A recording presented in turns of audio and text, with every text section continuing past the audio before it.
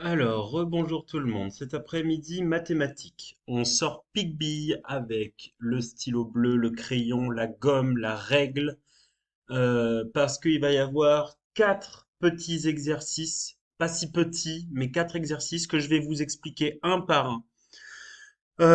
Parce qu'il y a dans ces exercices du vocabulaire, des mots qui sont un petit peu difficiles à comprendre, et je veux que vous ayez toutes les cartes pour pouvoir réussir ces exercices. Alors, ces exercices que je veux que vous fassiez, c'est d'abord le numéro 1, page 141. Le numéro 1, page 141. Vous les connaissez, ces problèmes? Il faut tout lire et il faut entourer les réponses, le ou les prénoms des enfants qui ont trouvé la bonne solution. Juste pour vous aider. La SNCF, c'est l'acronyme de la Société nationale des chemins de fer français.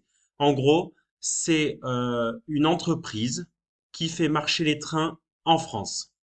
Donc, la SNCF doit transporter 64 voitures neuves sur des wagons spéciaux. Chaque wagon peut emporter 10 voitures. Donc, le train, vous savez comment ça marche, une locomotive et des wagons derrière. Dans chaque wagon, il peut y avoir 10 voitures. Pour résoudre ce problème, Sébastien a écrit une égalité, un calcul. Mélanie, elle a fait un schéma. Et Cécile, elle a fait une phrase. Je vous laisse vérifier lesquels sont bons. Si vous voulez, je dis bien si vous voulez, vous m'expliquez, vous vous enregistrez et vous m'expliquez pourquoi vous avez choisi Sébastien, Mélanie ou Cécile. Avec votre ardoise, vous pouvez m'expliquer. Ça vous fera parler en français un petit peu cet après-midi. Voilà. Donc ça, c'est pour le premier exercice. Pour le second exercice que je vous demande, c'est le numéro 1 de, du numéro 2 de la page 141. Donc je vous le montre, c'est celui-là.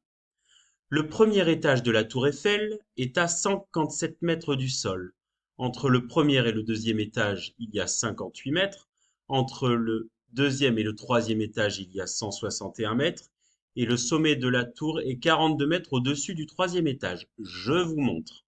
Alors, tac, situation problème. Ici, nouvelle page. Je vous montre juste la tour Eiffel.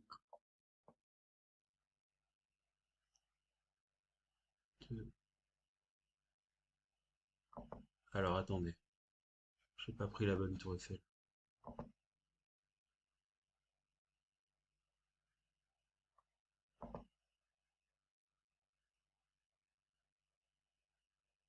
Alors, faut que je vérifie juste un petit quelque chose.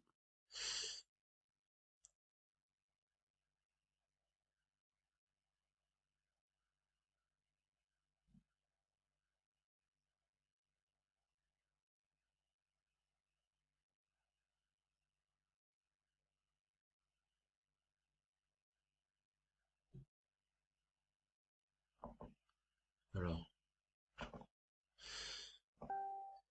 alors, donc, ce problème dit le premier étage de la tour Eiffel est à 57 mètres du sol.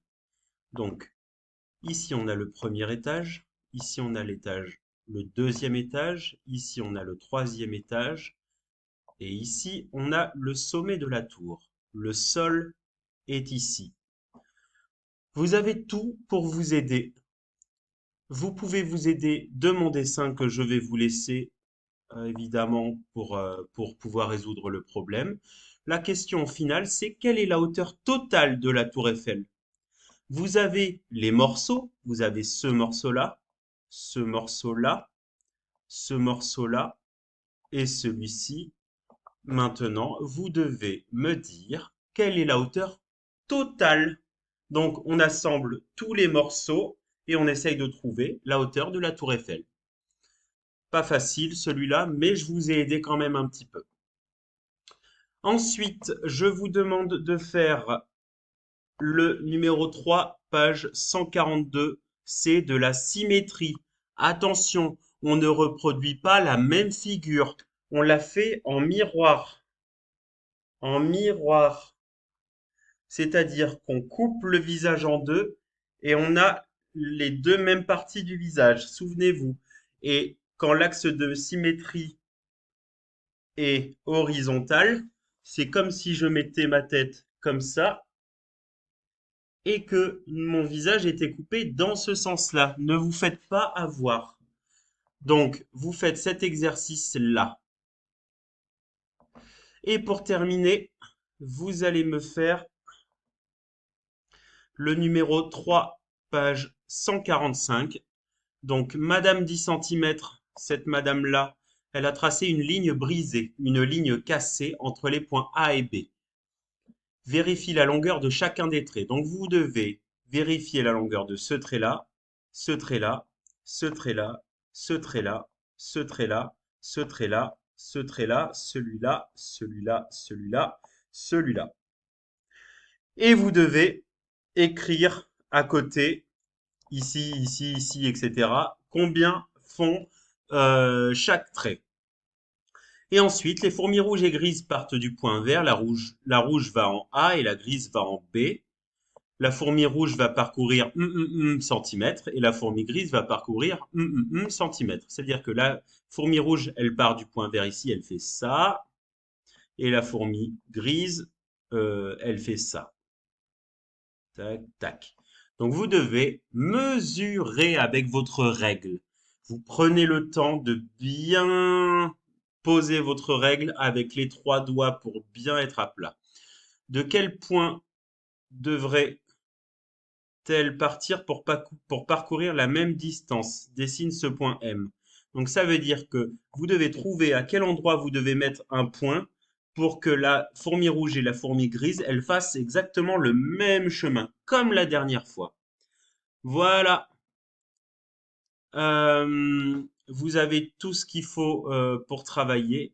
Numéro 1, page 141. Numéro 2, page 141, le petit 1. Numéro 3, page 142. Numéro 3, page 145. Je vous le réécris